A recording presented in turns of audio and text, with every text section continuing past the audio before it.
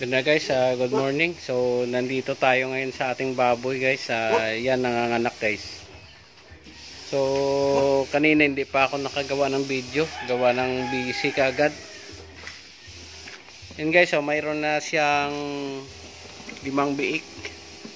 So mayroon tayong isang medyo mahina. Yun, pero okay na rin yan guys, naka-recover na.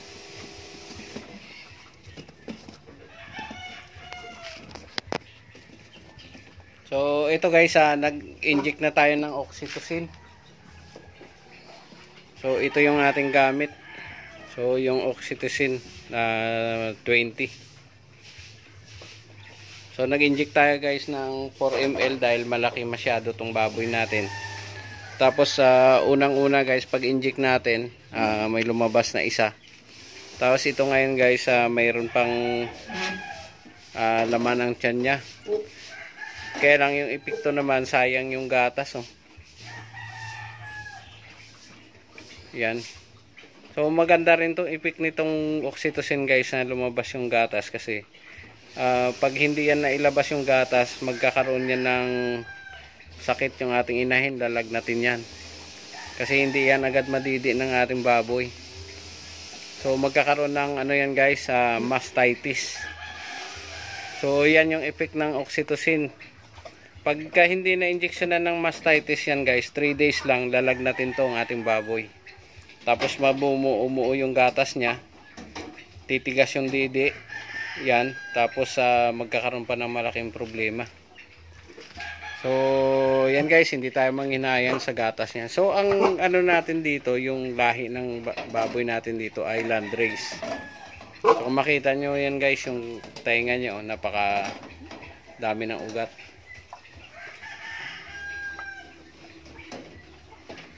So advance tayo nagpakain ito ng lactating. So ano pa lang, 90 days pa lang may lactating na to.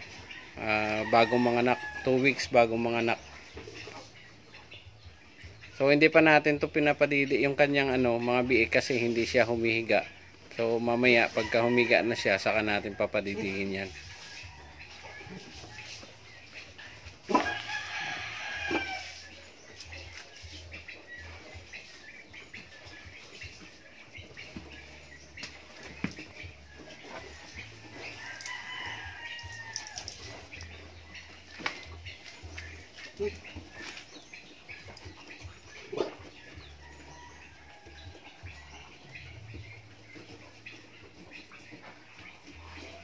So yan guys, daming gatas. So maya padidihin natin pag naka-recover na yung mga biik niya.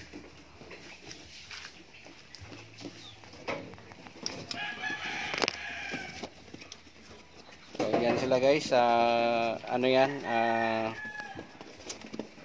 yung lahi nito ay ano ba tawag doon?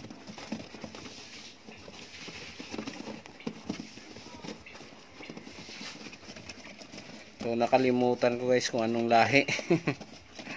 So yan, basta may batik-batik yan, oh.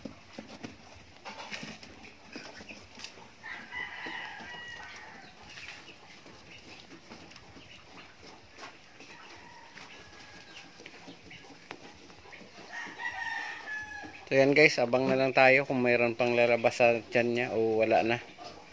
So dito guys, ang history ng mga nanganak ng mga baboy. So karamihan dito kukunti lang. Inaabot lang ng 4-5. So ito malaman natin mamaya kung gaano karami tong ilalabas niyang biik.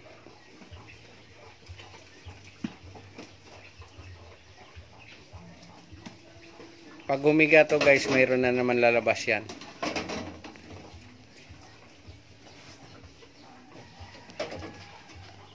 So yan yung gatas nyo, sobrang dami.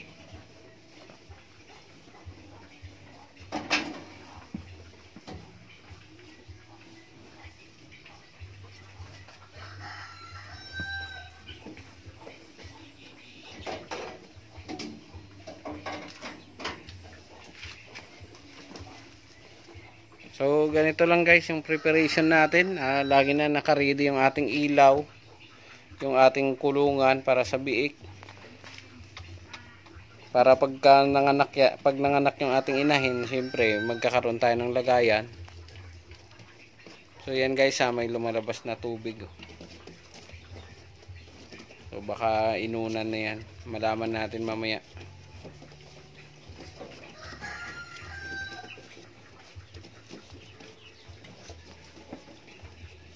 So mayroon tayo pala guys na yung mahina. Ayan bumabangon na siya ngayon. So muntik na yan mamatay kanina. So mamaya papadidihin natin yan.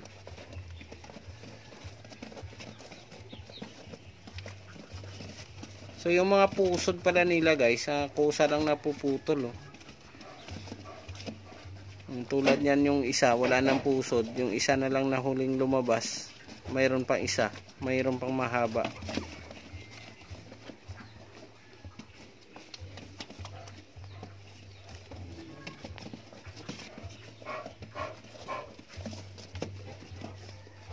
Natutuyo lang siya.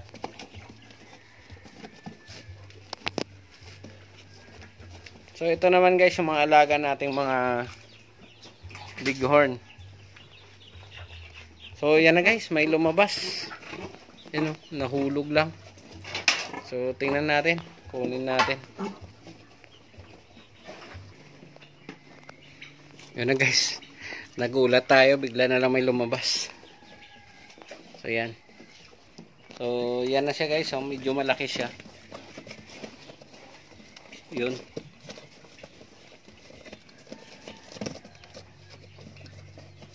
So kinukulit nila guys yung isang mahina. Ang gagawin natin dyan, lagay natin siya sa karton. Kasi kawawa. Lalong tapak-tapakan nila to. Ayan. Ayan, dyan muna siya sa karton guys. Papalakas muna natin.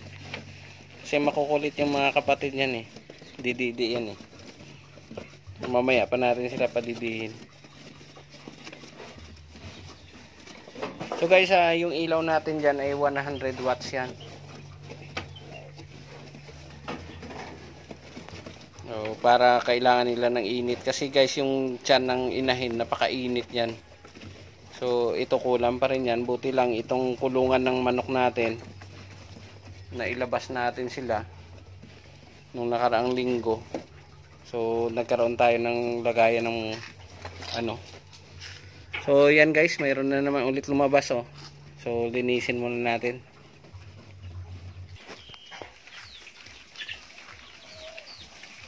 So guys, yan mayroon tayong 14-17 na biik. So mayroon lang tayong dalawang lupaypay. Mahina, hindi muna natin pinalabas. Tapos mayroon tayong isang mortality guys. Yan. Lumakas na. Tapos yun, mayroon pang isang revive.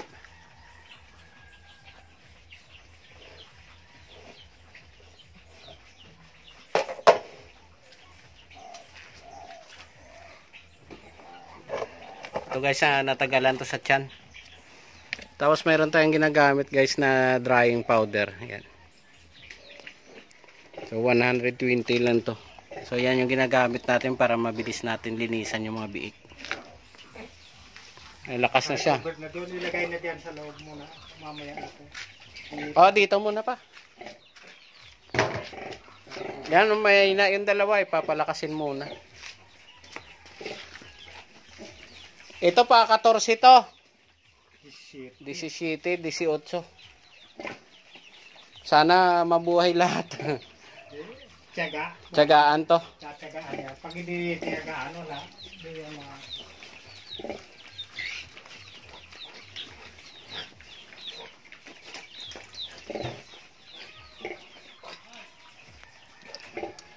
So buti lang yun guys na buhay pa. So ito sana makasurvive.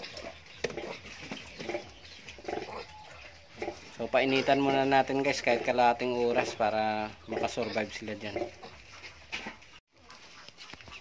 Yun na guys, yan na sila, medyo naka-recover na. Dumididi na sila. So, ito guys, pag binilang natin, 1, 2, 3, 4, 5, 6, 7, 8, 9, 10, 11, 12, 13, 14, 15. 15 po yung nadidi. Yan. So, bantayan natin to guys, mga 2 hours na dumidi sila dyan. So, yan guys, napaka-importante nitong colostrum na madididi ng mga biik natin. So, dyan ang antibiotic, yung normal antibiotic. So, lahat ng vitamins, madididi nila. So, hindi muna namin to guys pinutulan ng buntot. So, mas maganda na may buntot. Tapos, yung guys, yung pusod, hindi rin natin pinutulan muna. So, bali mamaya na natin yan gawin. So, unahin muna natin yung makadidi sila kaagad ng colostrum. Ayan. So, yun guys. So, yung isa. So, guys, mayroon tayong dalawa rito. Yan. Under recovery. So, nilagyan ko na siya guys ng heating compound. Yung powder. Heat powder. So, nilalamig yung isa. So, gawin natin guys. Baba natin yung ilaw para mainitan. So yan guys, binaba ko yung ilaw kasi nanginginig. So kailangan niya ng init. Tapos yung isa guys, tulog. So sana naman makasurvive ito. So guys, yung powder na nilagay natin, napakalaking tulong yan sa mga biik natin. So mura lang yan, bili ko guys. So ayan parang apog siya. Tapos mayroon pang ilaw. So malaking bagay. So kailangan natin yan guys iwanan. Lagay sila para makarecover. Itong isa. At tingnan natin. Doon kasi mainit. So guys, sila yung mahina kanina. Yung naunang lumabas yan. Naka-brooding sila ngayon. So, antayin natin yan guys na makarecover. Tapos ito naman guys yung ating mga malulusog. Yan. So, bilangin natin ulit. 2, 4, 6, 8, 10, 12, 13, 14, 15. So, ito guys yung huling lumabas. Yung maputi na yan. Napakalaki niyan.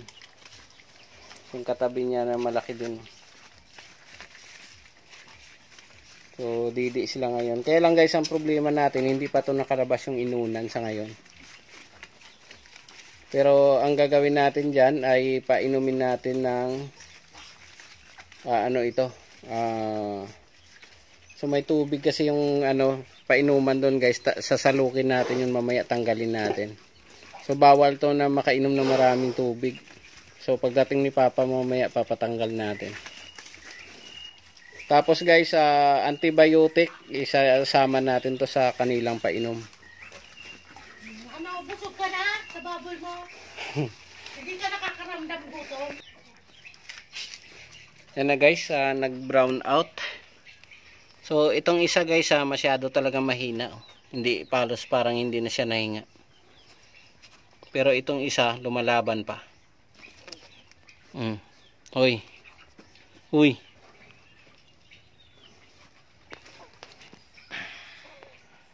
So brown out lang guys sa Tapos ayan sila Ito guys 100% na malakas na sila. Yung naggagala na nga si Adilo.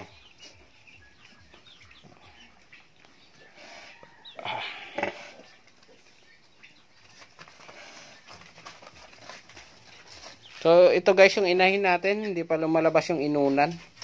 So abang-abangan natin, nagpapahinga lang to, gawa ng napagod siya sa kakalabas ng mga biik niya. So guys, itong inahin natin ay 100% magaling, magandang klase. So tinapos yung mga anak bago nagpahinga. So pagod siya. So papahinga yan. So ito naman yung mga biik niya, hayaan natin dyan na Siguro pagka bumangon siya mamaya, saka naman natin ilalagay ulit dito sa kulungan. Babalik natin doon. So babantayan natin yan guys, kasi sayang din baka mamaya pag umalis tayo may maipit. Yan, marunong na siya sumita. So medyo masakit na kasi yan guys. Mamayang hapon gugupitan na namin yan ng ngipin. So kakain lang ako mamaya. So marunong na sila yan guys sa mga gat. Masakit na yung mga ngipin yan. So hayaan natin na maubos nila yung didi, yung gatas, bago natin So guys, yun nga, yung ulitin ko yung sinabi ko, kailangan nila ng colostrum. Kailangan nila ng makadidi ng maayos, para yan ay vitamins para sa kanila. So napaka-importante yan guys sa baboy natin, yung makadidi ng colostrum, lalong-lalo na yung mga biik. So guys, sa mga nanood ng ating video, maraming salamat po sa pagsubaybay nyo. So sa mga baguhan pa lang sa ating channel, paki-like, share, and subscribe na rin po. At saka sa mga silent viewers po, maraming salamat sa inyong lahat. So good luck and goodbye.